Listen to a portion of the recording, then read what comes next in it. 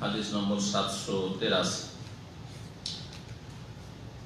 এতে আলোচনা রয়েছে যে মুক্তাদিদের যে কাতার রয়েছে সামনে, সেই কাতার এগিয়ে লাগতে হবে। সামনের কাতার খালি থাকতে তার আগে কাতারে লেগে যাওয়া অথবা কাতারের বাইরে রুকু করা অথবা দাঁড়িয়ে যাওয়া, এটা ঠিক নয়। কিন্তু কোনো ব্যক্তি যদি কাতারে মিলিত হওয়ার আগেই রুকু করে ফেলে রাকাত ধরার জন্য, তার হুকুম কি? তার এই রুকু পেলে রাকাত হবে কিনা একটি বিষয়, আর আরেকটি বিষয় হচ্ছে যে এই কাজটি কি তার ঠিক নাকি আগে কাতারে লাগতে হবে, কাতার বরাবর হতে হবে, তারপরে তাকবীরে তাহরিমা দিতে হবে। তার আগে গত আলোচনা ছিল, আমরা সপ্তাহে 2 দিন যেহেতু বুখারী আলোচনা করছি মঙ্গলবারে, সেটি ছিল আমিন জোরে বলবেন না আস্তে বলবেন, ইমাম এবং মুক্তাদি। এই বিষয়টি সম্পর্কে গত মঙ্গলবারে আলোচনা হয়েছে মোটামুটি সংক্ষেপে।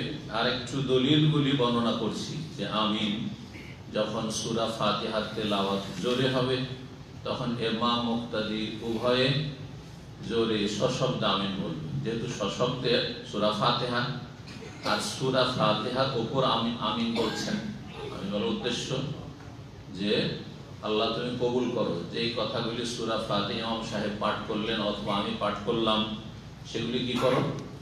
কবুল করো।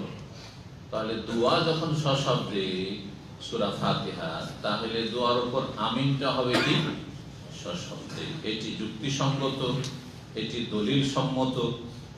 আর যখন দোয়া আসতে হবে, অর্থাৎ জোহর আসর এই সালাতগুলি এক কথায় 11 রাকাত, 70 রাকাত নয় 11 রাকাত, 6 রাকাতে শুধু সশব্দে তেলাওয়াত, আর বাকি 11 রাকাতে মনে মনে সূরা ফাতিহা পাঠ করছেন ইমাম মুক্তাদি। তাহলে যখন সূরা ফাতিহা মনে মনে পাঠ করছেন, তাহলে আমিনটাও তখন কি হবে? মনে মনে হবে।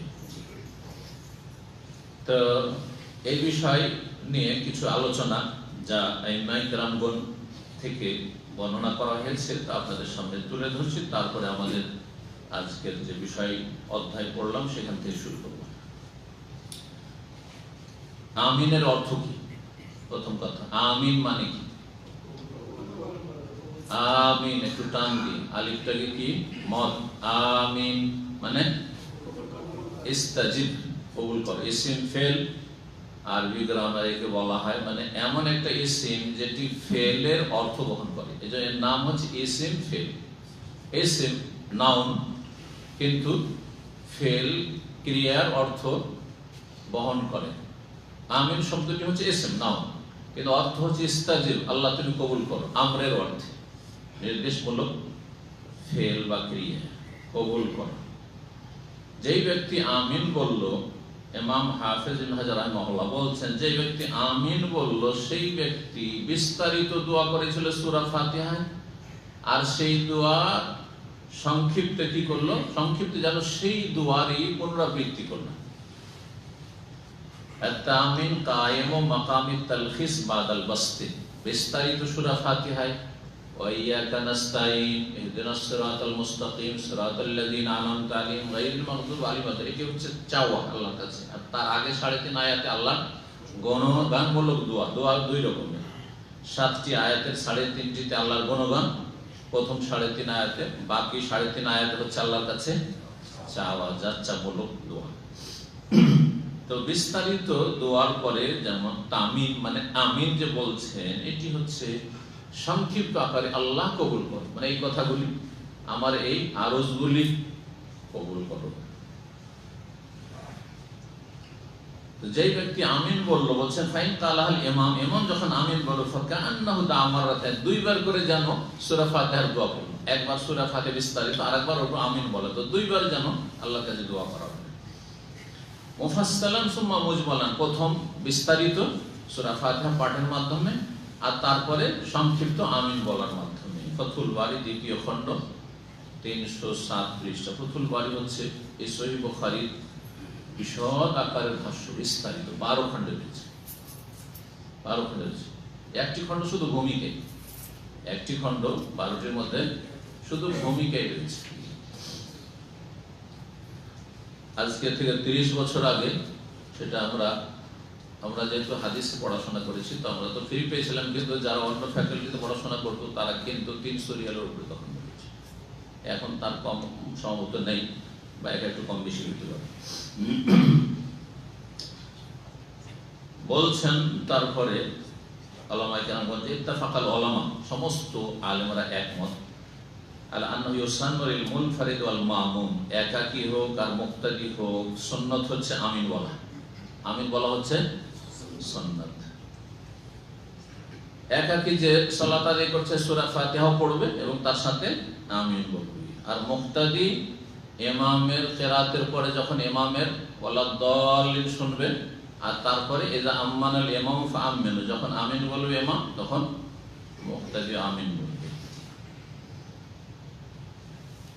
এই ক্ষেত্রে দলিল নবী সাল্লাল্লাহু আলাইহি সাল্লামের কি, ইযা আম্মানাল ইমাম ফাআমিনু, এই হাদিস সহিহ বুখারী মুসলিমে রয়েছে। সহিহ বুখারীতে আমাদের এই হাদিস এসেছে গত সপ্তাহের আলোচনাগুলি। হাদিস নম্বর 738, সহিহ মুসলিমে রয়েছে 618। ইমাম ইবনে শিহাব যুহরি বলছেন, ওয়াকানা রাসূলুল্লাহ ইয়াকুলু আমিন, রাসূলুল্লাহ সাল্লাল্লাহু আলাইহি ওয়াসাল্লাম আমিন বলতেন, এবং রাসূলুল্লাহ সাল্লাল্লাহু আলাইহি ওয়াসাল্লামের নির্দেশ হচ্ছে ইযা আম্মানাল ইমাম, যখন ইমাম আমিন বলবে তখন তোমরাও কি বলো, আমিন বলো। তো ইমাম আমিন বলবে, এর দলিল পেলাম, তাই না? আর তোমরাও আমিন বলো, এর থেকে দলিল পেলাম যে মুক্তাদিও আমিন বলবে। তা ইমাম মুক্তাদি উভয়ে কি করবে, আমিন বলবে। এখন আমিনটা সশব্দে বলবে না নিঃশব্দে বলবে, জোরে বলবে না আস্তে? ইমাম আবু হানিফা মার মত হচ্ছে যে আন্নাহু ইউআম্মিনু সিররান, আমিন আস্তে বলবে। ইমাম হোক আর মুক্তাদি হোক আমিন আস্তে বলবে, নিঃশব্দে, মনে মনে বলবে, কিন্তু বলবে, বলবেই না এমন কথা না। কিন্তু আজকাল বাড়াবাড়ি করতে গিয়ে মযহাবের গোড়ামিতে কি করে, বলেই না, বলেই না। তারপরে সেটি সহিহ সুন্নাহ নয়। সহিহ সুন্নাহ হচ্ছে জোরে আমিন বলা। ইমাম শাফি এবং আহমদ এবং অনেক মালিকিগণ তারা বলছেন আন্নাহু ইউআম্মিনু জাহরান, উচ্চ স্বরে সশব্দে আমিন বলবে। আমিন আমিন জোরে বলবে।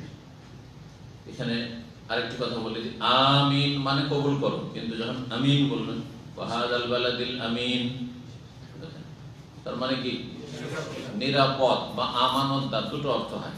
রাজুলুন আমিন, নবী সাল্লাল্লাহু আলাইহি ওয়াসাল্লামকে সাদিকুল আমিন বলা হয়েছে, আমিন না সাদিক আল আমিন, সত্যবাদী। আমিন মানে বিশ্বস্ত, বিশ্বস্ত ব্যক্তি। আর আমিনের আরেকটি অর্থ হচ্ছে নিরাপদ। তো আল্লাহ যে কসম করেছেন সূরা 3-এ, ওয়াহাদাল বালাদিল আমিন, নিরাপদ শহর। মক্কা নগরী হচ্ছে নিরাপদ শহর, দুনিয়ার মধ্যে সবচেয়ে নিরাপদ শহর। এমনকি সেখানকার পশু পাখি, কবুতর পায়রাও নিরাপদ। দামমি নিরাপদ না, পেলে ধরে খেয়ে ফেলবে না। কিন্তু মক্কাতে হাজার হাজার যদি পান, ধরে খেতে পারবেন। খরগোশ, হরিণ, দামে যদি পান তো সুযোগ পেলে শিকার করে নেবেন, তাই না? কিন্তু মক্কায় যদি আপনার চোখের সামনে হরিণ ঘোরাফেরা করে আর খরগোশ ঘোরাফেরা করে, যাই শিকার করা করতে পারবেন না, হারাম। সেখানে শুধু মানুষ নিরাপদ না, পশু পাখি, গাছপালা নিরাপদ, গাছপালা নিরাপদ।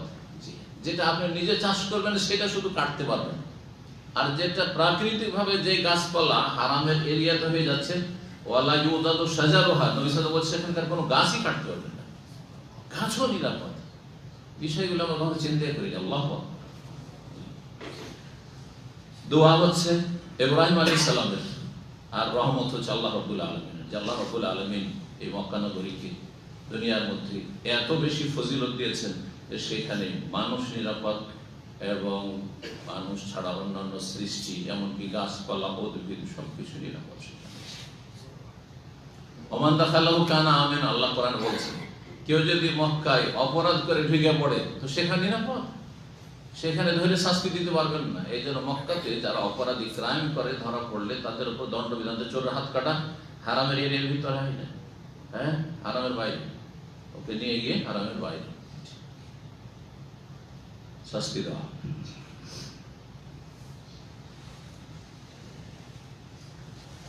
আমিন জোরে বলতে হবে, সশব্দে। ওয়াহাদাল কওল হুয়া সহিহ, এটি হচ্ছে সহিহ।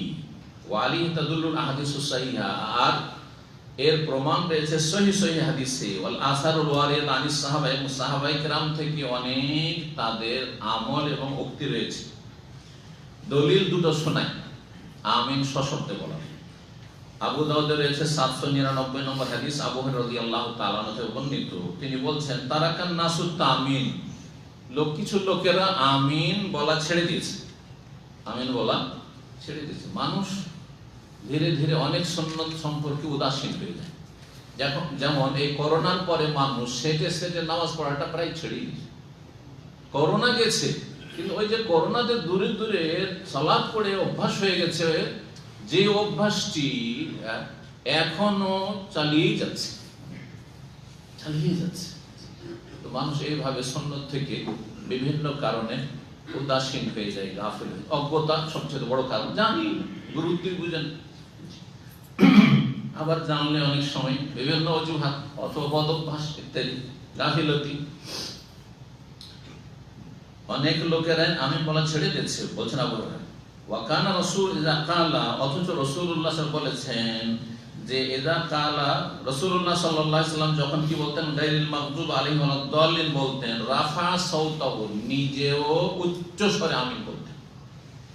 ফাকাল আমিন, নবী সাল্লাল্লাহু আলাইহি ওয়াসাল্লাম ওয়ালাদ-দাল্লিন বলার পরে কি করতেন, রাফা সাওতাহু, আওয়াজকে উঁচা করতেন।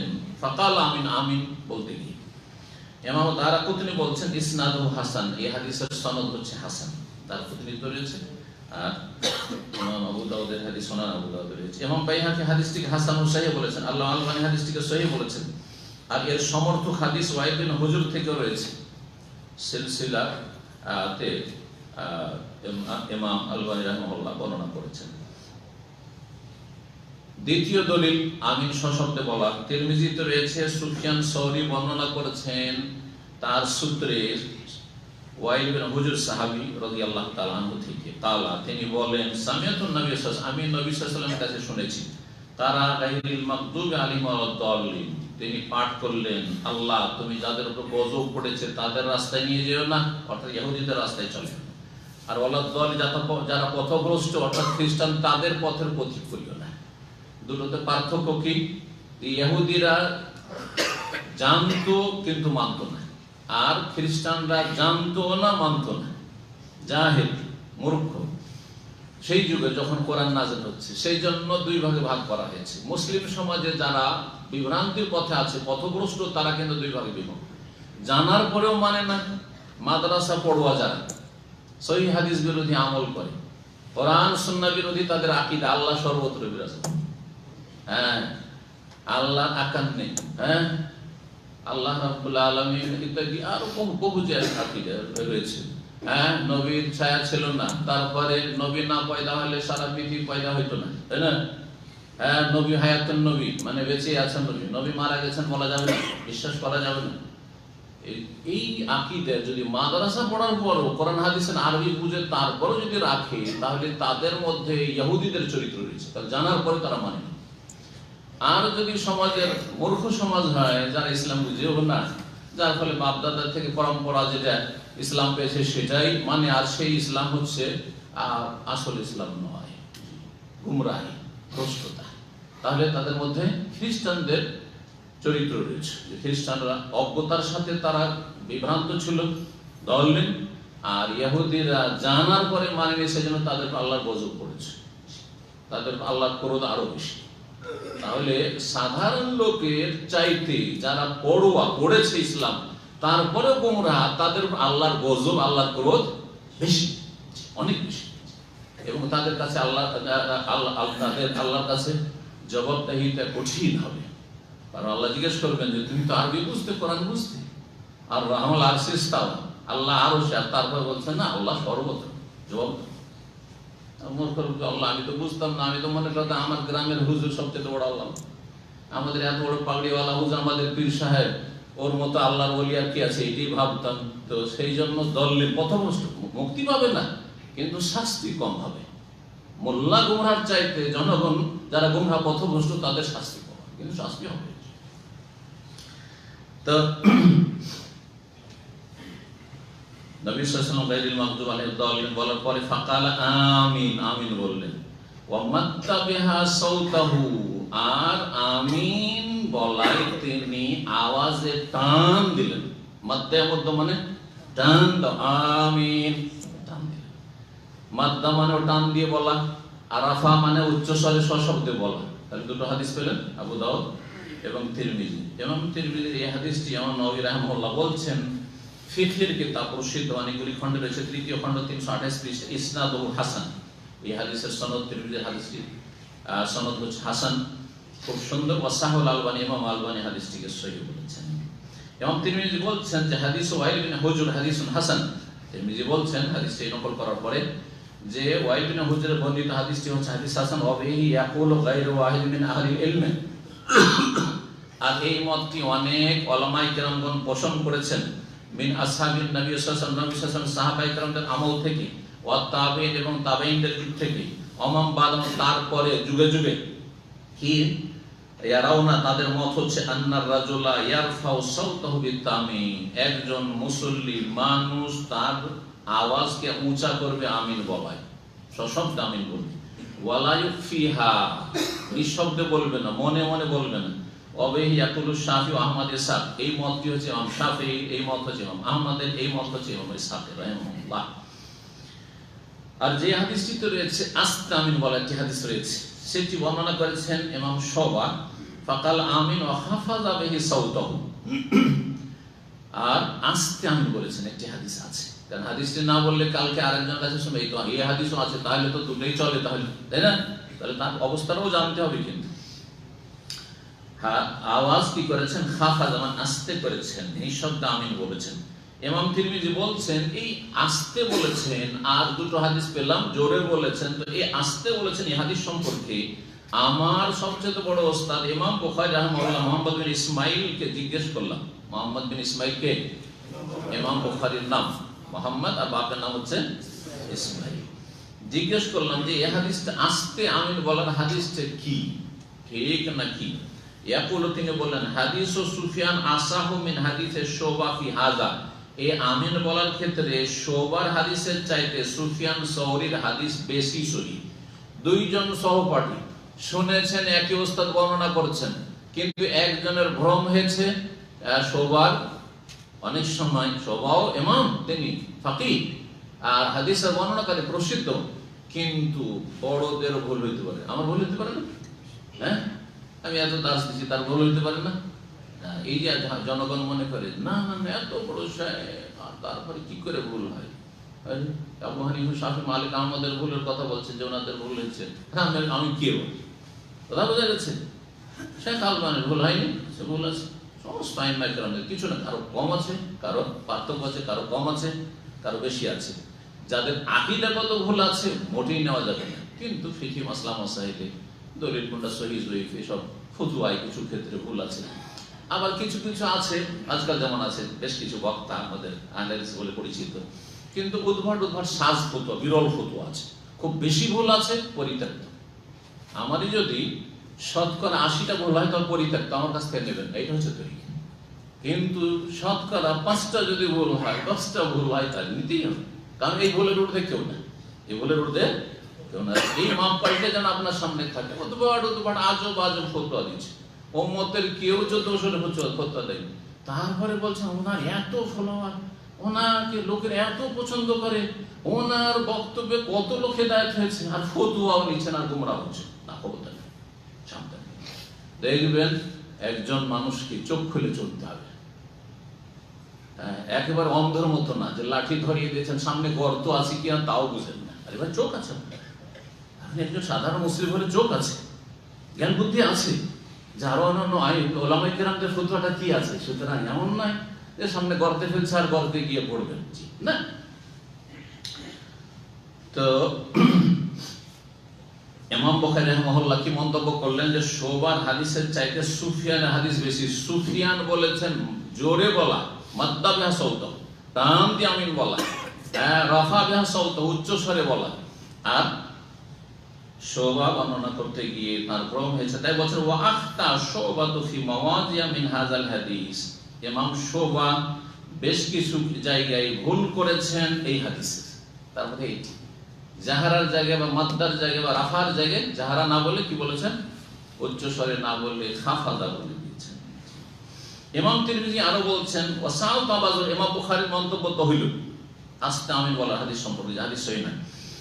তো এইরকম একজন মানুষ যদি, এটি একটি হাদিসের কায়দা শুনেন, একজন মানুষ যদি মানে গ্রহণযোগ্য হয়, সেটা নির্ভরযোগ্য বর্ণনাকারী, কিন্তু তিনি ভুল করেছেন, তো তার হাদিসকে সাজ বলা হয়।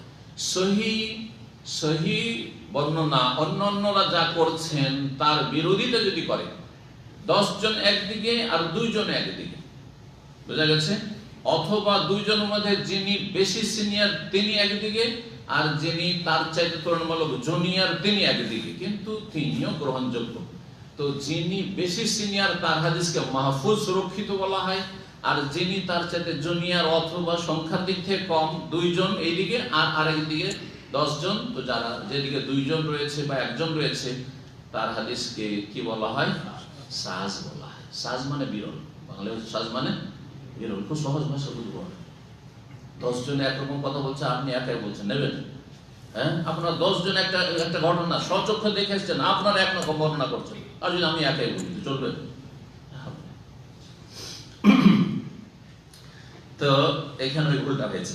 এবং তিনি যদি বলছেন সাউতা আবু জোরা, আমি ইমাম আবু জোরা, খুব বড় মুহাক্কিক মুহাদ্দিস ছিলেন, তাকে জিজ্ঞেস করলাম আন হাজাল এই হাদিস সম্পর্কে, কারণ ইমাম আবু জোরাও তার ওস্তাদ। বলছেন হাদিস ও সুফিয়ান ফি হাদা আসাহু, সুফিয়ান সৌরির হাদিস এই মর্মে আমিন জোরে বলার ক্ষেত্রে বেশি সহিহ মিন হাদিসের শোবার তুলনায়, শোবার হাদিসের তুলনায়। ইমাম ইবনুল কাইয়িম রাহিমাহুল্লাহ বলছেন আস-সুন্নাতুল মুহকামাতু সাহিহা, অকাট্য বিশুদ্ধ সুন্নাত হচ্ছে আল জাহরু বি আমিন ফি সালাতে, সালাতে আমিন সশব্দে বলা, নামাজে আমিন সশব্দে বলা হচ্ছে as-sunnah মুহকামা, ওয়াকাট্য, সাহিহা, বিশুদ্ধ। কারণ লিকাউলি সাল্লাল্লাহু আলাইহি সাল্লাম, আবু দাউদ আর তিরমিজির দুটো দলিল তো দিলাম, তাই না?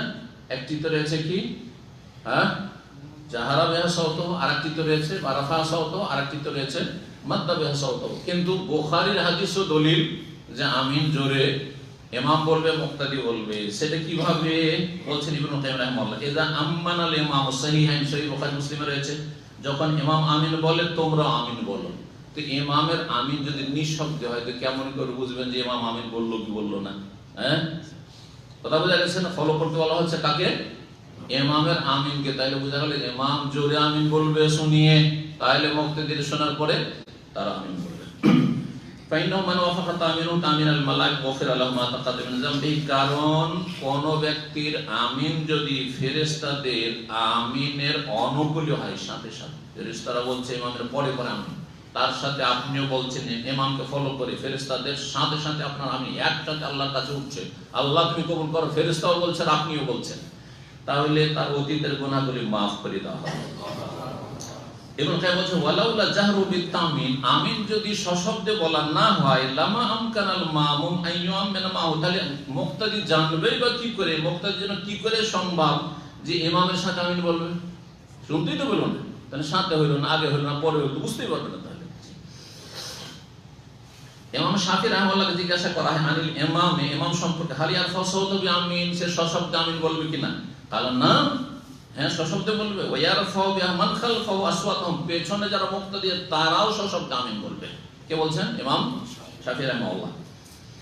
ফাকিলা লাহু, তখন তাকে জিজ্ঞাসা করা আমাল হুজ্জাতু, আপনার দলিল কি? আপনি যে বলছেন যে জোরে আমিন বলতে হবে সশব্দে, দলিল কি? আমাল হুজ্জাতু ফাকালা কাউলু রাসূলিল্লাহ রাসূলুল্লাহ সাল্লাল্লাহু আলাইহি ওয়াসাল্লাম বাণী, ইযা আম্মানাল ইমাম, যখন ইমাম আমিন বলে তখন আমিন বলো। ফিহি দালালাতুন, এটা প্রমাণ করে আলা আন্নাহু আমারাল ইমাম আন ইয়াজহারা বিআমিন, যে ইমামকে নির্দেশ দেওয়া হয়েছে বা ওমর আল ইমাম, ইমামকে যে আমিন সশব্দে বলবে, তাহলে তাকে ফলো করে মুক্তাদিরা আমিন বলবে। লিআন্নামাল খালফাহু লা ইয়ারিফুন ওয়াক্তাত তামিনি, কারণ পিছনের লোকেরা যদি না শুনতে পায় তো বুঝতেই পারবেন যে কখন আমিন বললেন। ইল্লা বিআইয়াসমাত, যতক্ষণ পর্যন্ত তারা আমিন না শুনবে, ইমামের আমিন না শুনবে। ইলামুল মুওয়াক্কিঈন প্রসিদ্ধ কিতাব রয়েছে, ইমাম ইবনুল কাইয়িমের, তার দ্বিতীয় খণ্ড 396 থেকে 398 আলোচনা করেছেন। ইমাম ইবনে আব্দুল বার বড় একজন মুহাদ্দিস ফাকিহ ছিলেন, মালিকি আফ্রিকান। তিনি বলেন ওয়াকান আহমদ বিন আলী ইয়াকলিদু আলা মান কারিহাল জাহরা বিহা, ইমাম আহমদ বিন হাম্বল রাহিমাহুল্লাহ মুহাদ্দিস, বাগদাদের, সারা বিশ্বের, কিন্তু তিনি বাগদাদে ছিলেন। তো তিনি 4 ইমামের প্রখ্যাত ইমাম এবং বড় মুহাদ্দিস। তিনি শক্ত ভাষায় কথা বলতেন। কার সম্পর্কে মন্তব্য করে? যারা সশব্দে আমিন বলাকে ঘৃণা করে, সশব্দে আমিন চললে যাদের গা জ্বলে, তাদের ওপর শক্ত ভাষা উচ্চারণ করতেন। আয়েশা রাদিয়াল্লাহু তাআলা আনহা থেকে বর্ণিত একটি হাদিস রয়েছে, আর এটি দিয়ে শেষ করছি। তা হচ্ছে যে নবী সাল্লাল্লাহু আলাইহি ওয়াসাল্লাম বলেছেন, মা হাসাদাতকুমুল ইয়াহুদু আলা শাইইন মা হাসাদাতকুম আলা সালাম ওয়াত তামিন। ইহুদিরা তোমাদের উপর যতটা হিংসা করে এই দুটো বিষয়ের উপর, আর কোনো বিষয় এত বেশি হিংসা করে না, শত্রুতা করে না। তোমাদের ইহুদিরা এই দুটো বিষয়ের ক্ষেত্রে সবচেয়ে বেশি হিংসা করে। হ্যাঁ, যত বেশি হিংসা করে, হিংসা সব ক্ষেত্রে করে, কিন্তু এই দুটো বিষয়ের ব্যাপারে এত বেশি হিংসা করে, অন্য বিষয়ে এত বেশি হিংসা করে না। সেই দুটো বিষয় হচ্ছে কি? আসসালাম, আর একটি হচ্ছে তামিন, আমিন বলা। কেন? আসসালামু আলাইকুম ওয়া রাহমাতুল্লাহ যখন একজন মুসলিম আর দুজন মুসলিমকে বললো, সার্বিক শান্তি কামনা করলো, তো মুসলিম জাতি শান্তিতে থাকলে তো আর ইহুদি শান্তিতে থাকবে না। বুঝতে পেরেছেন না? আর এই দুয়া যদি কবুল হয় তাহলে তো আর ইহুদি শান্তিতে থাকতে পারছে না। এই জন্য পৃথিবীতে মিডিয়া দখল করে আছে কিন্তু ইহুদি শক্তি সংখ্যালঘু। পৃথিবীতে মাত্র একটি ছোট্ট দেশ তাও জবরদস্তি দখল করে। আল্লাহ তাদেরকে কোনো দেশ দেয় এখন পৃথিবীতে দ্বিতীয় কোনো দেশ নেই। আর সেটি অবৈধ দেশ, ইসরায়েল দখল করে আছে ফিলিস্তিনের বুকে, সেটাও অবৈধ কিন্তু দেশ। তারপরও তার পৃথিবীর চাবিকাঠি তাদের হাতে, পুঁজি তাদের হাতে, তার সবচেয়ে বড় সুদখোর জাতি। তারপরে মিডিয়া সব হচ্ছে ইহুদিদের হাতে। নাচাচ্ছে মানুষ, উঠাচ্ছে বসাচ্ছে, মিডিয়া যা বলছে তাই লোকেরা বিশ্বাস করছে। মিডিয়ার এত প্রভাব মানব জাতির উপর রয়েছে। শান্তির দোয়ার উপর সবচেয়ে বড় হিংসা ইহুদিদের। আর কিসের? আমিনের উপর। সূরা ফাতিহা যদি কবুল হয়ে যায়, সূরা ফাতিহাতে বলা হয়েছে যে ইহুদিরা হচ্ছে আল্লাহর গজব প্রাপ্ত, আল্লাহর ক্রোধ, রাগ সংসর্গ বর্ষিছে তাদের। এই দোয়াকে আর বরদাস্ত করতে পারে? সে সবচেয়ে বড় গায়ের জ্বালা। তো মুসলিমেরও চরিত্র যদি হয় যে তাদের মসজিদে আমিন জোরে বলে এমন গায়ের জ্বালা, কি আমাদের নামাজে এরকম ডিস্টার্ব করে, যদি আমিন বলতে আমাদের মসজিদে আসবে না, ইহুদিদের চরিত্র হয়ে গেল, ইহুদিদের চরিত্র হয়ে গেল। আল্লাহ বুঝার তৌফিক দান। সৌদি আরবের কোন মসজিদে আসতে বলেন, কেউ বলবে? কোনদিন শুনেছেন যে আমিন কেন জোরে বলো না? জিজ্ঞেস করবে? সৌদি আরবটা বাদ দেন। উদারতা কার কাছে আছে এটা শিখেন। উদারতা মযহাবীদের কাছে আছে না লামাযহাবীদের কাছে? ভালো করে শুনুন, কারণ লামাযহাবীটাকে মযহাবী পথভ্রষ্টরা অনেকে গালমনি করে। তো আহলে হাদিস মসজিদ, আমরা জামে সালাফে বানারস, মারখামার আহলে হাদিস মাদ্রাসা, সেখানে পড়াশোনা করেছি। সেখানে এক দুটো হানাফি ছেলে, মানে এত কট্টর হানাফি পড়াশোনা করতো যে নাভির নিচে এইরকম করে বাড়ি করে হাত বাঁধত, এইরকম করে পাশে কত নামাজ পড়েছে, পায়ে পা ঠেকা গেল। কোনদিন আমরা কেউ তাকে কোনো সময় বলেনি তিরস্কার করে যে তুই আহলে হাদিস মাদ্রাসায় পড়ছিস আর তুই পায়ে পা কেন লাগাস না, তারপরে তুই এইভাবে কেন আমিন কেন জীবনে বলিস না, রফায়েদান কেন করিস না, কখনো বলি। কারণ যখন কোরআন হাদিস বুঝবে, যখন সহিহ হাদিস পাবে, তো হেদায়েত নসিব হবে। হ্যাঁ, কিন্তু সংকীর্ণতা আমাদের কাছে নেই। পক্ষান্তরে পাশেই মাত্র 5 মিনিট হেঁটে লাগতো দেওবন্দের শাখা জামে ইসলামের সেই মাদ্রাসার নাম, এখনো সেই মহল্লাতে, একই মহল্লায়, সেখানে আমাদের 2-4টা আহলে হাদিস ছেলে পড়তো আত্মগোপন করে। কারণ আহলে হাদিস মাদ্রাসায় যখন অ্যাডমিশন হইতো না, চলে এসছে এত দূর, 500-800 কিলোমিটার দূরে, এখন বাড়ি ফিরে যাবে তো মান সম্মান নষ্ট হবে, যা কোনো একটা জায়গায় টাইম পাস করা 1 বছর। তো এরকম বেশ কিছু ছেলে আমাদের এলাকার মালদা ডিস্ট্রিক্টের ছিল, তারা ভর্তি হয়ে পড়াশোনা করতো, তাদের সাথে দেখা সাক্ষাৎ করতে যেতাম। তো তারাকে দেখতাম সব 2 হাতে মুসাফা করছে যান বাঁচানোর জন্য, না হলে এখান থেকে বহিষ্কার করে দিত। ওদের সিস্টেম হলে যদি জানতে পারে যে লামাযহাবে আহলে হাদিস আছে, তাহলে মাদ্রাসা থেকে বহিষ্কার, ভাত নাই ওখানে। এই হচ্ছে অবস্থা, বাস্তব সত্য চোখে দেখা ঘটনা বর্ণনা করছি। এবং তিক্ত অভিজ্ঞতা, আমার বড় চাচা আব্দুস সালাম, আমার বড় চাচা আব্দুস সালাম রাহিমাহুল্লাহু তাআলা, ভালো করে শুনুন। জি, আমার বাবাদের মধ্যে তিনি সবচেয়ে বড়। তিনি আলেম ছিলেন এবং দেওবন্দে পড়েছেন আজকে থেকে কতদিন আগে, আমার জন্মের আগে দেওবন্দে পড়েছেন। তার মানে আমারই তো 60 হইতে যাচ্ছে, তাহলে তার আগে 65 বছর আগে। তখন সেখানকার শাইখুল হাদিস ছিলেন হোসেন আহমদ মাদানী, সব নাম শুনেছেন হয়তো। তো সেই যে হোসেন আহমদ মাদানী আল্লাহ মাফ করে, আমাদের মালদা ডিস্ট্রিক্টে এক মাহফিল এসেছিল দেওবন্দীদের। আসার পরে দেওবন্দীরা অভিযোগ করলো যে অনেক লামাজহাবি, কারণ আহলে হাদিস প্রধান এলাকা মালদা, রাজশাহী এগুলো হচ্ছে আহলে হাদিস প্রধান এলাকা, মেজরিটি আহলে হাদিস। অভিযোগ করলো যে দেওবন্দে অনেক লামাজহাবিরা লুকিয়ে লুকিয়ে পড়াশোনা করে। জানতে পারার পরে সেখানে গিয়ে তদন্ত কমিটি লাগাইলো। আর এমন তদন্ত হলো, তারপরে যাকে যাকে জানতে পারলো যে আহলে হাদিস, আমার চাচা আব্দুল সালাম, আর একজন কুতুবউদ্দিন বা কিতাবুল্লাহ বলেছিলেন, ওনার বন্ধু, এরা বহিষ্কৃতদের একটা লিস্ট ছিল তার অন্তর্ভুক্ত। সেখান থেকে বহিষ্কার হওয়ার পরে এমন রিয়াকশন হলো, একটা রিয়াকশন আছে যৌবনকালে মানুষের, তো এই রিয়াকশনে ওই লাইনে বাদ দিল। বাদ দেওয়ার পরে কলকাতা আলিয়া থেকে ডিগ্রি ফিরি করে সরকারি চাকরি তো, আর তারপরে ভালো একজন হোমিও বায়োকেমিকের ডাক্তার হয়ে গেল। তারপরে মাদ্রাসা পড়াকে আর পছন্দই করতো না সারা জীবন। আল্লাহ যেন মাফ করে দেয়।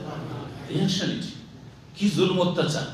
তখন জামিয়া সালাফিয়া একটি আহলে হাদিস প্রতিষ্ঠান ভারতে খোলার জন্য তারা চিন্তা করতে বাধ্য হলো যে আমাদের ছেলেরা গিয়ে লুকিয়ে লুকিয়ে হানাফি মাদ্রাসায় পড়াশোনা করছে, আর সেখানে গিয়ে রফাদাই করতে পারছে না, পায়ে পা লাগাতে পারছে না, আমি জ্বলে পড়তে পারছে না, জানলে তাদের খবর আছে। এইভাবে কতদিন চলে, আর তারপরে তাদের কাছ থেকে গিয়ে বিভ্রান্ত হচ্ছে, ভুল শিক্ষা নিচ্ছে। তারপরে আলহামদুলিল্লাহ এখন বহু আহলে হাদিস সালাফি মাদ্রাসা হয়েছে, ভারত হয়েছে, আলহামদুলিল্লাহ বাংলাদেশও বহু সালাফি মাদ্রাসা হয়েছে। 20-30 বছরের মধ্যে এত সালাফি আহলে হাদিস মাদ্রাসা বাংলাদেশ হয়েছে, যেটা 100 বছরের ইতিহাসে বাংলার জমিনে ছিল না। আলহামদুলিল্লাহ, এটা হচ্ছে শুভ সংবাদ আমাদের জন্য, এবং ভালো একটি মানে ভবিষ্যৎ, উজ্জ্বল ভবিষ্যতের দিকে ইঙ্গিত করে। আল্লাহ রাব্বুল আলামিন এটাকে যেন বৃদ্ধি করেন, আর ঐক্যকে টিকিয়ে রাখার জন্য তৌফিক দান করেন। কথাগুলি বললাম, হয়তো অনেক ভাইদেরকে যাদের মধ্যে অন্ধত্ব রয়েছে, গোড়ামি রয়েছে, একদিকে কানা হয়ে দেখেন, তাদের কষ্ট লাগবে, কিন্তু কষ্ট তার উদ্দেশ্য নাই। আর তিক্ত অভিজ্ঞতার কথা বললাম, আর বললাম যে আমাদেরকে কোরআন সুন্নাহ অনুসারী হতে হবে, কোরআন সুন্নাহ অনুসারী হতে হবে। আহলে হাদিসও যদি কোনো আলেম ভুল করে, আমি ভুল ধরি, এটা আপনারা বুঝতেই পারছেন যারা নিয়মিত আসেন, ভুল। কিন্তু কথা হচ্ছে যে আকীদা মানহাজটা সোজা হইতে হবে, আকীদায় যেন ত্রুটি না থাকে। আল্লাহ বুঝার তৌফিক দান করেন। আর হাদিস বিরোধীতে গোড়ামি না থাকে। কোরআন হাদিস এসেছে, ইমাম আবু হানিফা তো তাই বলেছেন, ইজা সাহাল হাদিসুন ফাহুয়া সহিহ হাদিস আমার মাযহাব। তাহলে সহিহ হাদিস মানলে তো আর হানাফি থেকে বেরিয়ে যান। আপনি নাম যদি হানাফিও রাখেন, যদি এসব নামের কোনো মূল্যই নেই, মুসলিম, হ্যাঁ, আর তার কোরআন সুন্নাহর অনুসারী, আপনি ব্যক্তির সাথে কেন সম্পৃক্ত করে হানফিয়া, শাফিয়ার, মালিকার, অমুক তমুক হয়ে যাবেন? বরং আপনি সোজা সালাফদের সাথে সাহাবায়ে কেরামের সম্পৃক্ত হন, সালাফি বলেন, মুসলিম সালাফি, আর না হলে মুহাম্মাদি, আপনি মুহাম্মদ সাল্লাল্লাহু আলাইহি ওয়াসাল্লামের সাথে সম্পৃক্ত, মুহাম্মদ সাল্লাল্লাহু আলাইহি ওয়াসাল্লামের সাথে। একজন ব্যক্তিকে আল্লাহ রাসূল করে পাঠিয়েছেন। আল্লাহ বুঝার তৌফিক দান করুন। যাই হোক, এই কথাগুলির পরে এখন ফিরে আসি 114 নম্বর অধ্যায়, 52 অধ্যায় হচ্ছে। বুখারী বলছেন, ইযা রাকাবুনাস সাফি, কাতারের বাইরে, কাতারে লাগার আগেই কেউ যদি রুকু করে ফেলে। কিসের জন্য রুকু করে? এরকম, হ্যাঁ, রাকাত ধরার জন্য এই কাজটি করে। কি বলছিলাম শুরুতে বলেছি, কাজটি ঠিক না ভুল, হ্যাঁ, সহি না গলত, এক। 2 নম্বর, যে এইভাবে রুকু পেলে কি রাকাত হবে, নাকি কিয়াম দাঁড়ানো পেতে হবে আর সূরা ফাতিহা পেতে হবে? এই মাসলাগুলি এই হাদিসে, একটি হাদিসে আসবে। 783 নম্বর হাদিস, হাদিসের বর্ণনাকারী সাহাবী আবু বকরা রাদিয়াল্লাহু তাআলা, আবু বকর সিদ্দিক নয়, আবু বকরা জি রাদিয়াল্লাহু তাআলা আনহু, তার আমল এটি, আন্নাহু ইনতাহা ইলা নবী সাল্লাল্লাহু আলাইহি ওয়াসাল্লাম, তিনি নবী সাল্লাল্লাহু আলাইহি ওয়াসাল্লামের কাছে একবার পৌঁছলেন মসজিদে, ওয়া রাকাত, রুকু অবস্থায়। মানে নবী সাল্লাল্লাহু আলাইহি ওয়াসাল্লাম সালাত শুরু করে দিয়েছেন, জামাত শুরু হয়ে গেছে, আর উনি গিয়েছেন একটু পরে, আর নবী সাল্লাল্লাহু আলাইহি ওয়াসাল্লাম অলরেডি রুকুতে চলে গেছেন, কিয়াম সূরা ফাতিহা সূরা পড়া শেষ হয়ে গেছে। রুকুতে যখন চলে গেছেন নবী সাল্লাল্লাহু আলাইহি ওয়াসাল্লাম, তখন গিয়ে মসজিদে ঢুকেছেন। ভাবলো যে রুকুটা ধরে নি দৌড় দিয়ে, তাহলে আমার রাকাতটা কি হয়ে যাবে, গণ্য হয়ে যাবে। এই ভেবে রুকু অবস্থায় গিয়ে পৌঁছিল নবী সাল্লাল্লাহু আলাইহি ওয়াসাল্লামের কাছে, নবী সাল্লাল্লাহু আলাইহি ওয়াসাল্লামের জামাতে। ফারাকা কাবলা আন ইয়াসিলা ইলা সাফি, কাতারে লাগার আগেই সে রুকু করে ফেললো, বা তিনি রুকু করে ফেললেন। ফাযুকিরা যালিকা বা যাকারা যালিকা নবী সাল্লাল্লাহু আলাইহি ওয়াসাল্লাম, তিনি উল্লেখ করলেন অথবা অন্য কেউ নবী সাল্লাল্লাহু আলাইহি ওয়াসাল্লামের কাছে বিষয়টি আলোচনা করলেন যে এই যে আবু বকরা কাতারে লাগেনি, তার আগে রুকু করছে আর দৌড় দিচ্ছে, রুকু করছে আর এগিয়ে যাচ্ছে, রুকু অবস্থা হেঁটে হেঁটে গিয়ে যে রুকুটাও ধরা হলো আর কাতারেও লাগা হলো। জি, এইরকম কাজ করেছেন। সব নতুন নতুন ইসলাম শিখতে লেগেছেন, ভুল হওয়া স্বাভাবিক। আপনাকে আশ্চর্য হইল, মানে সাহাবী কি করে ভুল করবে? আরে ভাই, আপনি তো জন্মসূত্রে 30 বছর বয়সের জন্মসূত্রে মুসলিম, আপনার বাপ মুসলিম, দাদা মুসলিম, 14 গোষ্ঠী মুসলিম, তাই না? হ্যাঁ, 500 বছর কখন যে ইসলাম গ্রহণ করেছে পুরোপুরি আমরা কেউ জানি না, তাই না? কিন্তু তারা তো সদ্য হয়তো কেউ 2 মাস আগে, কেউ 6 মাস আগে, কেউ বছর আগে, হ্যাঁ, আর তারপর কেউ মোটেই সময় দিতে পারে না, থাকে কোথাও বাইরে থাকে বা কিছু। সুবহানাল্লাহ। তাহলে শিক্ষাটা অত সহজ নয়, সময় দিয়ে শিখতে হবে। তো যাই হোক, তিনি কাতার লাগার আগে রুকুতে পৌঁছেছেন। এই বিষয়টি যখন নবী সাল্লাল্লাহু আলাইহি ওয়াসাল্লামের কাছে উল্লেখ করা হলো, তখন নবী সাল্লাল্লাহু আলাইহি ওয়াসাল্লাম বললেন, জাদাকাল্লাহু হিরসান, আল্লাহ তোমার আগ্রহ বৃদ্ধি করে দিক, আল্লাহ তোমার আগ্রহ বৃদ্ধি করে দিক। দোয়া দিলেন না দিলেন না? এতে আরেকটি গুরুত্বপূর্ণ শিক্ষা আছে। কারো ভুল ধরলে তাকে ছোট করার চেষ্টা করবেন না। তার যদি কিছু পজিটিভ দিক থাকে, একটু তার যাতে আঘাত না লাগে সেই জন্য একটু মিষ্টি করে দেবেন। মিষ্টি করে, ভুল ধরাটাও মিষ্টি করে হইতে পারে। মাশাআল্লাহ, খুব ভালো মানুষ, কিন্তু এই ভুলটা যে আপনার হয়ে গেল, দেখেন হেসে উঠবে। কিন্তু যদি বলেন আপনার মতো লোক এটা ভুল কি করে করে, আপনার কাছে এটা কাম্য ছিল না, মানহানি মনে করি, তাই না? জাদাকাল্লাহু হিরসান, আল্লাহ তোমার আগ্রহ বাড়িয়ে দিই। তার মানে এই রাকাতটা কেনই বা ছুটে যায়, প্রথম রাকাত থেকে যাতে পাই সেই জন্য একটু আমি কি করেছি, আগে রুকু করে এসে কাতারে লেগেছি। এই যে আগ্রহ, প্রথম রাকাত ধরার আগ্রহ, আল্লাহ তোমার এই আগ্রহকে বাড়িয়ে দিক। কিন্তু কিন্তু এখন বলছেন কিন্তু ওয়ালা তাউদ, এমন কাজ আর করিও না, এমন কাজ আর, ওয়ালা তাউদ আদা ইয়াউদ ওয়ালা তাউদ ইলা হাযিহিল ফিলাতি, এই রকম আচরণের দিকে আর ফিরে আসিও না। এসি বন্ধ করে, খুব ঠান্ডা লাগছে। জানি না আপনাদের তো আরো ঠান্ডা লাগার কথা, কারণ শব্দ ভিটামিন লেস, বেশি বেশি ভাত খেয়ে, ভাত কমান আর ভিটামিন যুক্ত খাবার খান, তাহলে একটু সবই বন্ধ নাকি করে। একটাই চলছিল, তাতেই ওইটা চলে কিনা একটু দেখে, ওইটা থাক, একটু থাক, তারপরে গরম লাগবে। তো যাই হোক, কি বলছিলাম, নবী সাল্লাল্লাহু আলাইহি ওয়াসাল্লাম তাকে দুটো কথা বলেন, আল্লাহ তোমার আগ্রহটা বাড়িয়ে দিন। তোমার আগ্রহটা প্রশংসনীয়, তবে কাজটা ঠিক হয়নি, এই জন্য এইরকম কাজটা আর করিও না।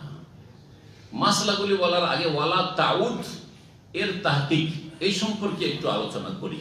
এটা হচ্ছে ইলমি আলোচনা, মানে মাদ্রাসা ছাত্র বা আলেমদের ফায়দা হবে, আপনাদের বেশি ফায়দা না হলেও মনে রাখতে পারলে ফায়দা, কিন্তু তাদের প্রয়োজন হবে। ওয়ালা তাউদ মানে এইরকম কাজ করিও না। কিন্তু নবী সাল্লাল্লাহু আলাইহি ওয়াসাল্লাম এই কথা বললেন না কিন্তু যে তোমার এইরকম ভাবে রুকুতে লাগাতে কোনো ফায়দা নেই, এ কথা বলেছেন কি?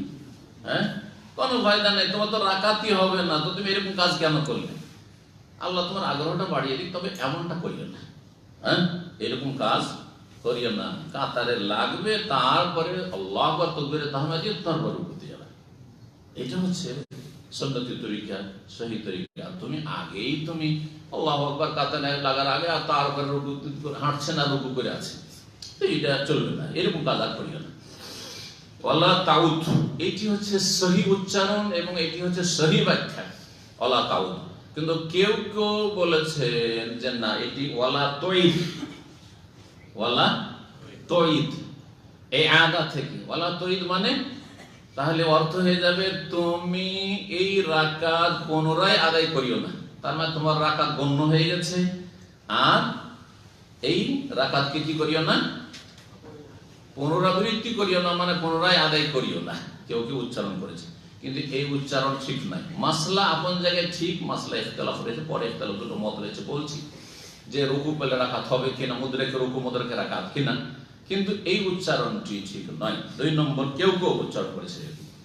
আর একটি হচ্ছে ওয়ালা তাদু, ওয়ালা তাদু। দেখছেন আরবি কত অলংকারপূর্ণ, একটা শব্দকে 4 রকম করে পড়া যেত, আর 4 রকমের অর্থ হবে, এমন না যে অর্থই হবে না, অর্থহীন। অন্য ভাষাতে আপনি এরকম পাবেন না সাধারণত, যে একটা শব্দকে 4 রকম 5 রকম উচ্চারণ করে আর শব্দটি অর্থ হচ্ছে, কোন একটা অর্থ বের হচ্ছে। কয়টা বললাম? তাউদ বললাম আর তৈদ বললাম, তাই না?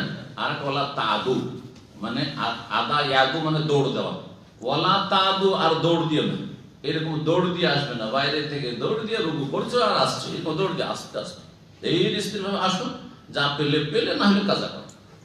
কথা বোঝা গেছে? কেউ কেউ অর্থ করেছে। চতুর্থ উচ্চারণ হচ্ছে ওয়ালা তাউদ্দা। আদ্দা ইয়াউদ্দা মানে গণ্য করা, আদাদ থেকে, সংখ্যা থেকে। ওয়ালা তাউদ্দা, তুমি এই রাকাতকে গণ্য করিও না। তার মানে ওই যে ওয়ালা তৈদের বিপরীত হয়ে যাবে। হ্যাঁ, কি অর্থ হয়ে যাবে তাহলে? যে এই রাকাত রুকু পেয়ে তুমি রাকাত গণ্য করা আশা করছো, এইটা করিও না, এইটাও সহি নয়, এই উচ্চারণও সঠিক নয়। কিন্তু অর্থ কিন্তু সবগুলি বেরিয়ে আসে। আগের যুগে হাজ্জাজ বিন ইউসুফ প্রথম নক্তা আর জের জবর দেওয়া শুরু করেছেন। একজন জালেমও কিছু ভালো কাজ করেছে ইসলামের। আরবি আগের যুগে হরফ দেওয়া ছিল না কিন্তু, আর নক্তা পর্যন্ত ছিল না, যে বায়ের নিচে এক নক্তা, তায়ের উপরে দুই, সায়ের উপর তিন, জিমের পেটে এক, আর খায়ের উপরে এক। বোঝা গেছে কিনা? হা নক্তা শূন্য, নক্তা মানে বুঝছেন তো, ফোটা, এগুলো ছিল না। তাহলে পড়াটা কত জটিল ছিল। আপনারা কেউ পড়তে পারবেন, যারা আরবি পড়েন কেউ পড়তে পারবেন না। আমি পারবো, কিন্তু তারপরে চিন্তা করে পড়তে হবে যে কি এর অর্থ করা যেতে হবে। যেমন হাজার, হাজার উদাহরণ দিই। হাজার মানে পাথর। হ্যাঁ, আর জিম যখন নক্তা ছিল না, তাহলে জিমের যে নিচে একটা নক্তা আছে ফোটা, ওটা ছিল না, তাহলে এটাকে হাজারও পড়া যেতে পারে, আবার জোহর পড়া যেতে পারে।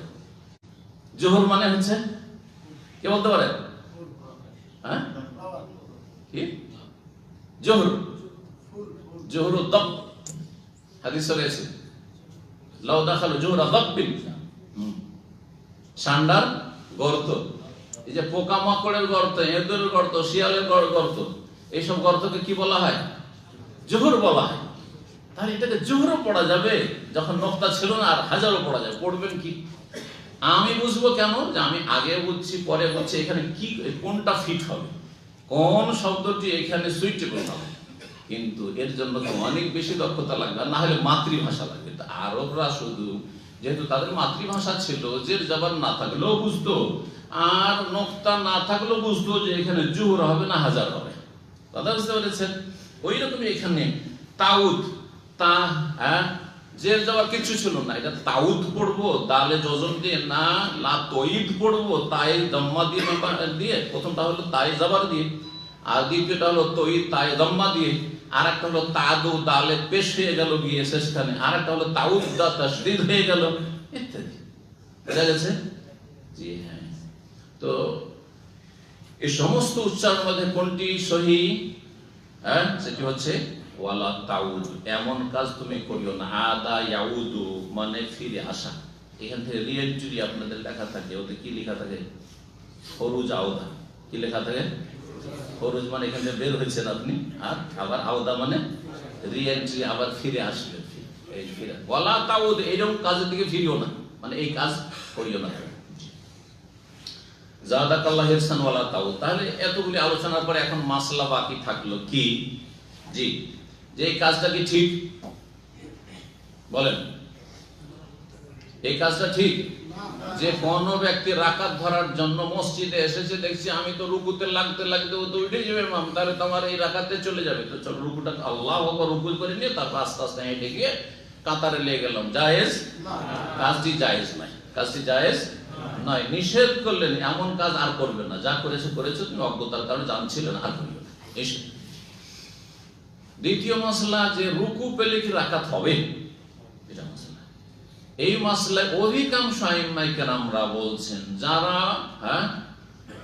যারা বলছেন যে সূরা ফাতিহা পড়া রুকুন নয় মুক্তাদিদের জন্য, সিররিতে বা জাহরিতে। সিররিতে তো অনেকে বলেছেন, কিন্তু জাহরিতে তারা বলছে, সবাই বলছে রুকু পেলে রাকাত কি হয়ে যাবে? রুকু পেলে রাকাত হয়ে যাবে, রুকু পেলে রাকাত হয়ে যাবে। অধিকাংশ আইম্মারা বলছেন। একমাত্র ইমাম শাফি, চার মাযহাবের মধ্যে ইমাম শাফি রাহিমাহুল্লাহ, আর মুহাদ্দিসিনদের মধ্যে ইমাম বুখারী রাহিমাহুল্লাহ, আর ভারত, বাংলাদেশ, পাকিস্তানের আগের আহলে হাদিস ওলামারা প্রায় এই ফতোয়ার উপর রয়েছেন বা ছিলেন। যদিও এখন খানিকটা আরবদের সাথে ইলমি যোগাযোগ হয়, লেখাপড়ার যোগাযোগ হয়, এই তাহকিকটা অনেকটা স্পষ্ট হয়েছে, আর তারপরে অনেকে বিষয়টি থেকে ফিরে এসেছেন। তাহলে এই দ্বিতীয় মত হচ্ছে যে রুকু পেলে রাকাত হবে না, রুকু পেলে রাকাত হবে না। যারা বলছে রুকু পেলে রাকাত হবে না, তাদের দলিল হচ্ছে আম কথা, জেনারেল দলিল, কি লা সালাতা লিমান লাম ইয়াকরা বিফাতিহাতিল কিতাব, যে সূরা ফাতিহা পড়লো না তার নামাজ হলো না। এটা তো আম কথা, অরিজিনাল কথা। যদি এই কথাকে সব জায়গায় ফিট করেন যে বাইরে থেকে একটা লোক আসছে রুকু পেল, তারও রাকাত হবে না। একটি লোক শুরু থেকে যখন তাকবীরে তাহরিমা থেকে আছে অথবা মসজিদে অবস্থান করছে আর রুকুতে গিয়ে লাগলো, তার রাকাত হবে না। এরকম দৃশ্যটা এখানে দেখা যায় বাচ্চাদের তারাবির নামাজে দেখেছেন। তারাবির কিছু কয়েকদিন পরে তারাবি শুরু হবে, বাচ্চারা এত অলস এখানে আর একটু শক্ত করে দেয়, তারবিয়তের প্রয়োজন রয়েছে। বসে আছে খেলতামাশা, অথচ 3টি 4টি আয়াত পড়েন নাই আমরা, তাই না? বসে আছে বিছানা বসে আছে। তারপরে যখন দেখলো যে রুকুতে চলে গেছে, আমার দৌড় দিয়ে এসে রুকুতে লেগে গেল। আরে ভাই, ইচ্ছে তো তুমি সূরা ফাতিহা পড়লে না, আর এখানে রুকুতে লাগছো, হবে না তোমার। সূরা ফাতিহা পড়ার সুযোগ পেলে তারপরে তুমি পড়লে না। কিন্তু একটি লোক বাইরে থেকে উজু করে আসছে মসজিদে, বাড়ি থেকে আসছে, বাসা থেকে আসছে, আর দেখলো রুকুতে চলে গেছে ইমাম সাহেব, এই রুকু পেয়ে রাকাত হবে কিনা? জমহুর সিংহভাগ উলামারা বলছেন যে এতে কি হয়ে যাবে? ইমাম আহমদ, ইমাম আবু হানিফা, ইমাম মালিক আর আরব যত সালাফি আরব সালাফি সবাই বলছে রুকু পেলে রাকাত কি হয়ে যাবে? হয়ে যাবে। কার কাছে হবে না? ইমাম শাফিঈ, ইমাম বুখারী এবং ভারত উপমহাদেশের অধিকাংশ আহলে হাদিসদের কাছে রুকু পেলে রাকাত হবে না। তাদের দলিলটা বললাম যে আম হাদিস, যে সূরা ফাতিহা না পড়লে নামাজ হয় না। আরেকটি যুক্তি যে যখন রুকু পেল তো সেই ব্যক্তি দুটো রুকুন ছুটে গেল। একটা হচ্ছে সূরা ফাতিহা পড়া রুকুন, এটা ছুটে গেল। আর একটি হচ্ছে যে কিয়াম দাঁড়ানোর রুকুন, ওটাও ছুটে গেল। দুটো ছুটে গেল, তারপরে কি করে বলছেন? এটা দ্বিতীয় দলিল। বাকি যারা বলছেন যে রুকু পেলে রাকাত হয়ে যাবে, তাদের দলিল এই হাদিস। এই হাদিসের জবাব কি দেবেন? তাই নবী সাল্লাল্লাহু আলাইহি সাল্লাম এই সাহাবীকে বললেন, জাযাকাল্লাহু ইহসান, আল্লাহ তোমার আগ্রহ বাড়িয়ে দিক, কিন্তু ওয়ালা তাউদ, এমন কাজ করিও না। এইটুকু কেন বলেন? যদি ওই রাকাতটি গণ্য না হইতো তাহলে ওই সময় নবী সাল্লাল্লাহু আলাইহি সাল্লামের জন্য তালিম দেওয়া ফরজ কিনা, যে তোমার আরে পাগল, তুমি এইরকম করে এসে দৌড় দিয়ে এসে লাভ আছে? তুমি তো সূরা ফাতিহা পাওনি, তুমি তো কিয়াম পাওনি, তো তোমার এরকম রুকু ধরার তো কোনো সার্থকতা নেই। বললেন এই কথা? বললেন না। আচ্ছা, তারপর এই কথা বললেন না যে তুমি আর এক রাকাত উঠে পড়ো, বলেছেন? এটা বলেছেন? তখন তো এটা বলা জরুরি, কারণ তার 3 রাকাত হয়। ওই রাকাত যদি গণ্য না হয় রুকু পেয়ে, তাহলে তার 3 রাকাত হয়েছে, আর এক রাকাত পড়তে হবে তাকে। তাহলে নবী সাল্লাল্লাহু আলাইহি সাল্লাম একমাত্র শরীয়ত বর্ণনাকারী সেখানে, আর সাহাবীরা তার উম্মত। তাহলে নবী সাল্লাল্লাহু আলাইহি ওয়াসাল্লামের জন্য আবশ্যক ছিল না? নবী সাল্লাল্লাহু আলাইহি ওয়াসাল্লামকে বললেন এমন কোন শব্দ আছে যে তুমি আর এক রাকাত কাজা করো? তাহলে যখন বলেননি, তাহলে বোঝা গেল যে রাকাত রুকু পেয়ে কি হয়েছে? গণ্য হয়েছে। কিন্তু কাজটা ঠিক হয়নি। কোন কাজটা ঠিক হয়নি? রুকু পেলে রাকাত ঠিক হয়নি এটা নয়, ওই যে বাইরেই তুমি লেগে গেলে নামাজে, এটা চলবে না। কাতারে মিলিত হও, তারপরে তাকবীরে তাহরিমা দাও। আরেকটি মাসলা এখানে জেনে রাখেন, অনেকে ভুল করে। তাকবীরে তাড়াহুড়া করতে গিয়ে তাকবীরে তাহরিমা রুকু অবস্থায় দেয় না, তাকবীর তাহরিমা কিন্তু কিয়াম অবস্থায় দিতে হবে। এটা অনেকে ভুল করে। সহি আমল করনে ওয়ালাও তাড়াহুড়া করতে গিয়ে আল্লাহু আকবার দিচ্ছে না, ঝুঁকে না, ঝুঁকে গিয়ে আল্লাহু আকবার বললে হবে না। আল্লাহু আকবার দাঁড়ানো অবস্থায় দিয়ে তারপর রুকুতে যেতে হবে। আপনি রুকু পান আর না পান, আপনার রুকু পাওয়া মুখ্য বিষয় নয়, আপনার সালাতের হেফাজত হচ্ছে মুখ্য বিষয়। কথা বোঝা গেছে? কারণ তাকবীরে তাহরিমা সম্পর্ক কিসের সাথে? কিয়ামের সাথে, রুকুর সাথে না। সুতরাং ঝোঁকা অবস্থায় তাকবীরে তাহরিমা দিলে মোটেই হবে না। তাকবীরে তাহরিমা আপনার বাতিল হয়ে গেল, সুতরাং নামাজ বাতিল হয়ে যায়। কারণ তাকবীর তাহরিমা হচ্ছে গোটা নামাজের, গোটা সালাতের রুকুন। সুতরাং তাকবীর তাহরিমা বাদ মানে গোটা সালাত বাদ, বেকার। আল্লাহ বুঝার তৌফিক দান করুন। তো এই হাদিস হচ্ছে দলিল জমহুর অধিকাংশ আইম্মায়ে কেরামদের যে রুকু পেলে রাকাত হয়ে যাবে। তাহলে এখন প্রশ্ন যে সূরা ফাতিহা ছাড়া যে নামাজ হয় না, এর উত্তর হচ্ছে যে সেটি হচ্ছে আম কথা, আর এটি হচ্ছে খাস। আমার খাস কি? যে যখন সূরা ফাতিহা পড়ার সুযোগ পেয়েছো, তারপরে যদি কেউ সূরা ফাতিহা না পড়ে তাহলে সালাত হয় না। কিন্তু যেই ব্যক্তি সূরা ফাতিহা পড়ার সুযোগ পায়নি, রুকুতে এসে লাগলো, তাহলে তার সেই রাকাত হয়ে যাবে। এখন প্রশ্ন যে দুটো যে রুকুন ছুটে যাচ্ছে, রুকুন ছুটলে কি করে আবার নামাজের রাকাত গণ্য হয়? তার উত্তর শুনেন। কিয়াম ছুটেনি, কারণ রুকুটাও এক ধরনের কিয়াম। ওলামারা বলছেন যে রুকুটাও কিন্তু দাঁড়ানো অবস্থায় করছেন, রুকু বসে করেন না, ঠিক না? তাহলে কিয়ামটা পাওয়া গেছে যদিও রুকুর অবস্থায়, ফি হালাতে রুকু। বাকি থাকলো সূরা ফাতিহা যে পাওয়া গেল না, এই ক্ষেত্রে বিশেষ ক্ষেত্রে কিছু কিছু শরীয়তে ছাড় আছে। বিশেষ ক্ষেত্রে কি আছে? ছাড় আছে শরীয়তে। আর সেই ছাড়েরই অন্তর্ভুক্ত হতে না হলে নবী সাল্লাল্লাহু আলাইহি ওয়াসাল্লাম এই স্বীকৃতি দিতেন না, বরং তাকে স্পষ্ট করে দিতেন যে তুমি এক রাকাত কাজা করো, তোমার এইভাবে রুকুতে লাগাতে কাজ হয় নাই। আশা করি বিষয়টি বোঝা গেছে। তারপরও মাসলা ইখতিলাফ। মাসলা কি? ফিকহি মাসলা, কোনো আকীদার মাসলা না। এটা নিয়ে বন্ধুত্ব শত্রুতা তৈরি করা বাঞ্ছনীয় নয়, এবং এটার জন্য হক আর বাতিল, আমারটা হক আপনারটা ভুল বাতিল না সহি আর ভুল বলা ঠিক নয়। বলা যায় যে রাজি, প্রাধান্যযোগ্য মত হচ্ছে যে রুকু বলে রাকাত হয়ে যায়। এই ক্ষেত্রে আরেকটি কথা বলবো যে বিভিন্ন রকমের আলোচকদের, তখন ইন্ডিয়া বাংলাদেশের কোন বক্তার আলোচনা শুনবেন বা কোন আলেমে যখন ফতোয়া নেবেন, না না না না না সূরা ফাতিহার নামাজ হয় না, রুকু পেলে কিসের রাকাত হয়? আবু বকর হাদিসের উপর আমল হলো না। তাহলে দেখেন আরেকটি কথা, একটি কায়দা মনে রাখেন, তারপর বলছি। সেটা হচ্ছে যে যদি এমন একটা পন্থা অবলম্বন করেন যাতে পরস্পর বিরোধী বাহ্যিক দুটো হাদিসের উপর আমল করা সম্ভব, দুটো হাদিসের উপর আমল করা সম্ভব, আর আরেকটি যদি মত গ্রহণ করেন তো একটি হাদিসের উপর আমল করতে হচ্ছে আর আরেকটি হাদিসকে পরিত্যক্ত করতে হচ্ছে, ছেড়ে দিতে হচ্ছে। কোনটা শ্রেয়? দুটোর উপর আমল করা, দুটোর উপর আমল করা। আমি অনেক সময় উদাহরণ দিয়েছি যে আপনারা চুপচাপ বসে যান আর মনোযোগী হয়ে শুনুন, এটা হচ্ছে আম কথা। তার 2-4 মিনিটের মধ্যে বলছি, কিছু লোকেরা যান খাবার দাবার ব্যবস্থা করেন অথবা অমুক কাজটি করে আসেন। কথা বোঝা গেছে? দুটো কথার সমন্বয় যদি সম্ভব হয় তাহলে দুটো করতে হবে না? হ্যাঁ, দুটোই করতে হবে।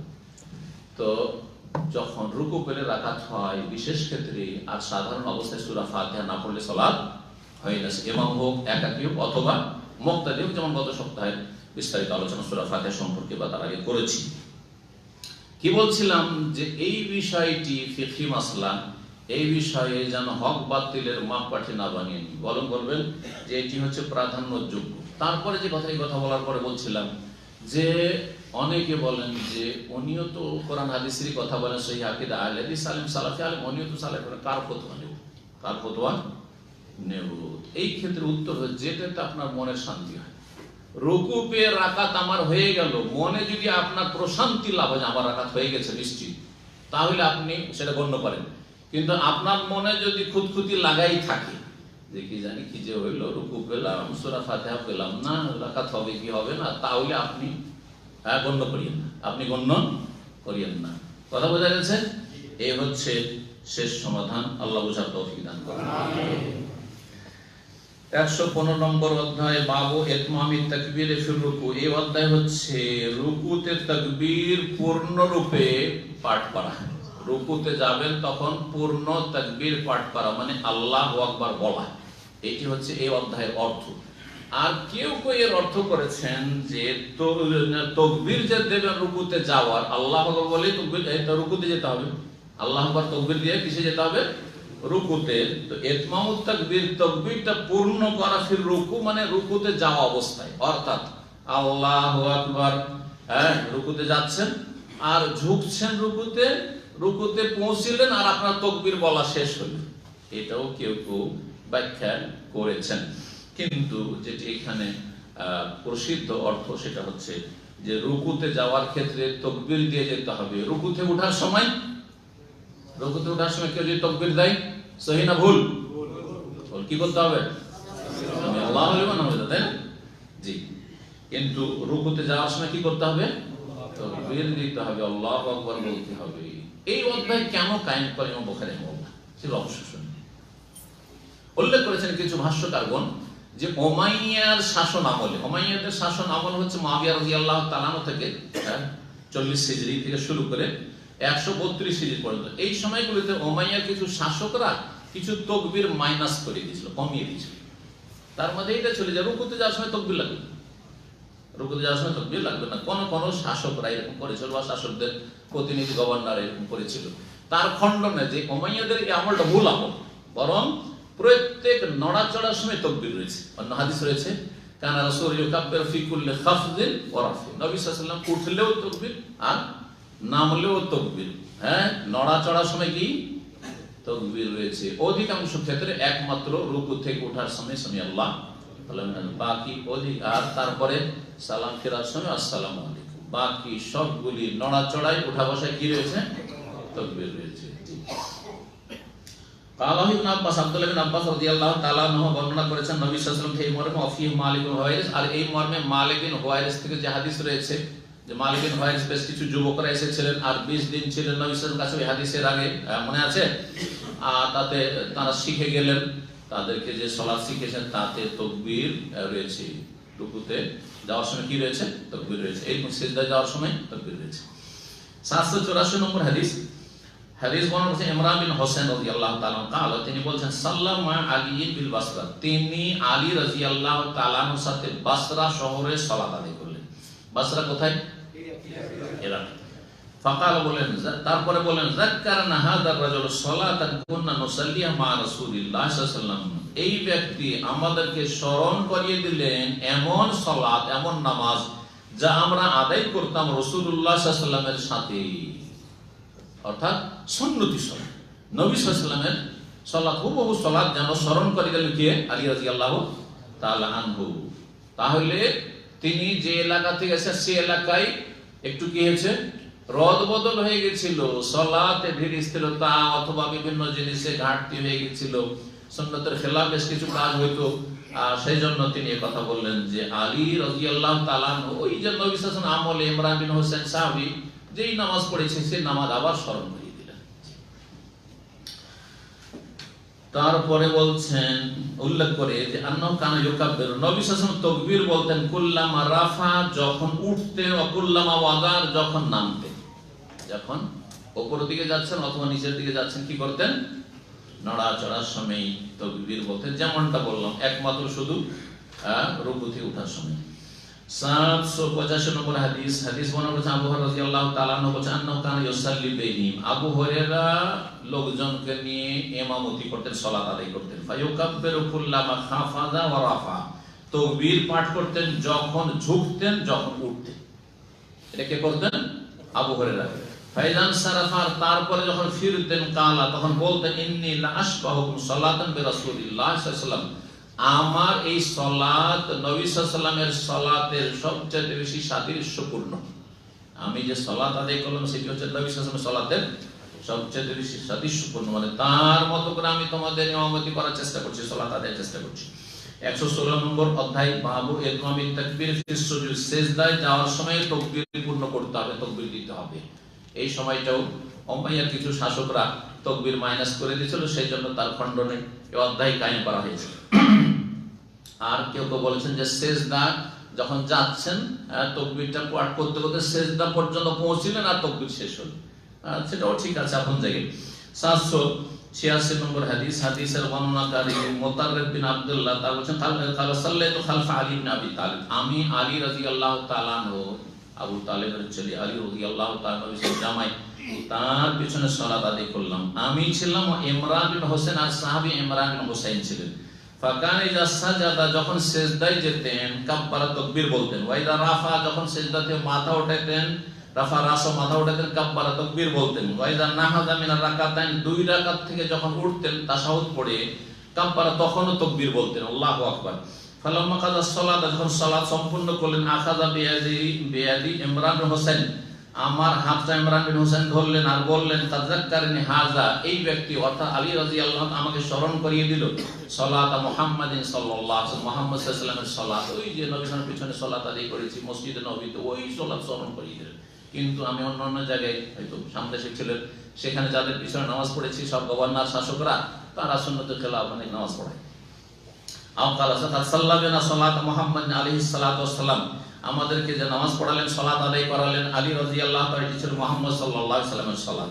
787 নম্বর হাদিস, হাদিস ইকরামা বর্ণনা করছেন, কালা রাআইতু রাজুলান ইনদাল মাকাম, আমি একজন ব্যক্তিকে দেখলাম মাকামে ইব্রাহিমের কাছে। মাকাম ইব্রাহিম কোথায়?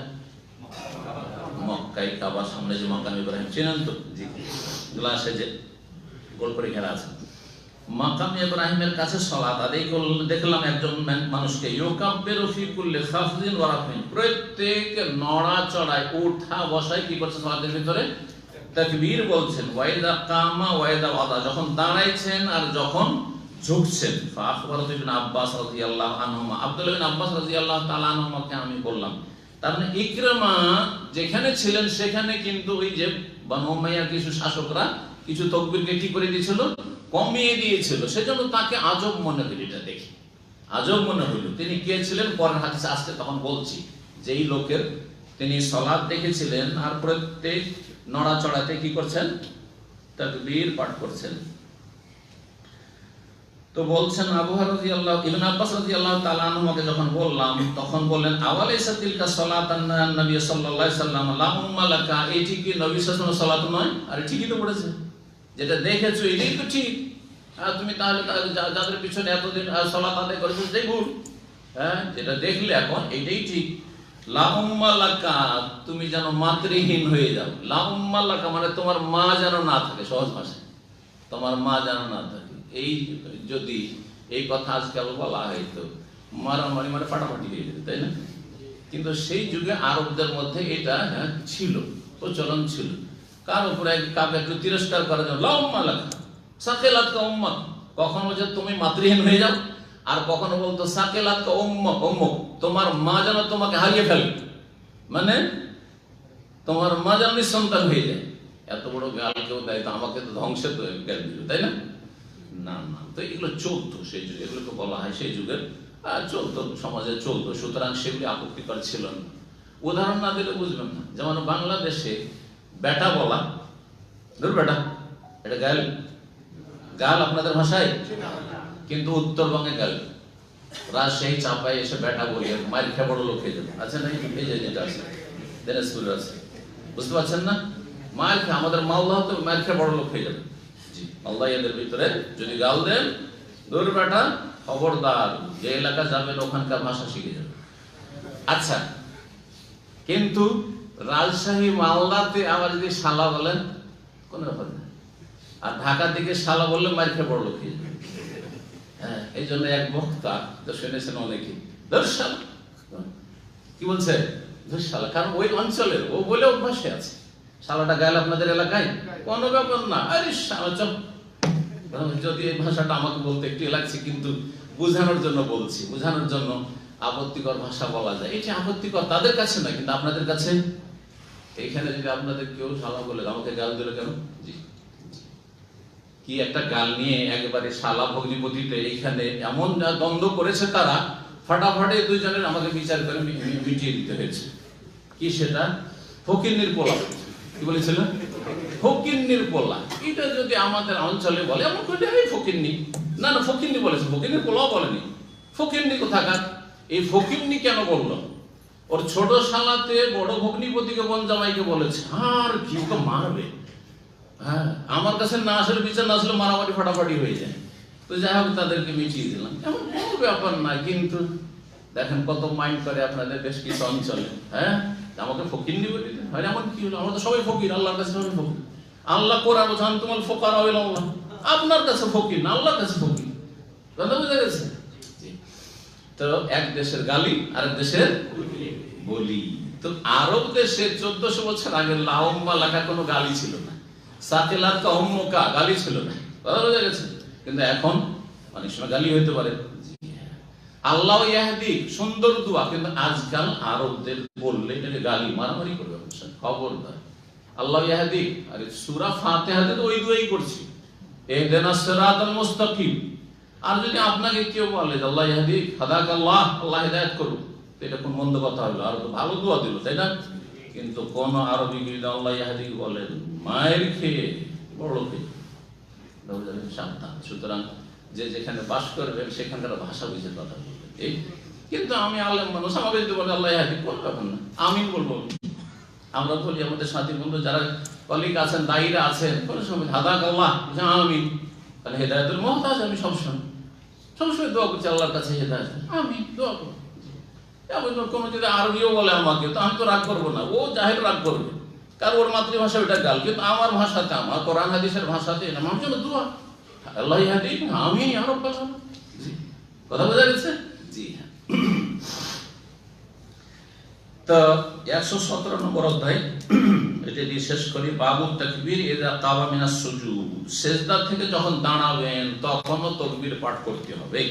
এই মানে 788 নম্বর হাদিস বলছেন কে ইকরামা, ওই আগের হাদিসটি, কাল সাল্লাইতু খালফা শাইখিন বিমাক্কাহ, আমি এক বৃদ্ধ শেখের পিছনে মক্কায় সালাত আদায় করলাম। এখানে আছে এক বৃদ্ধ এর পিছনে সালাত আদায় করলাম মক্কায়, আর আগের হাদিসে কি ছিল? খালফাল মাকাম, মাকাম ইব্রাহিমের পিছনে।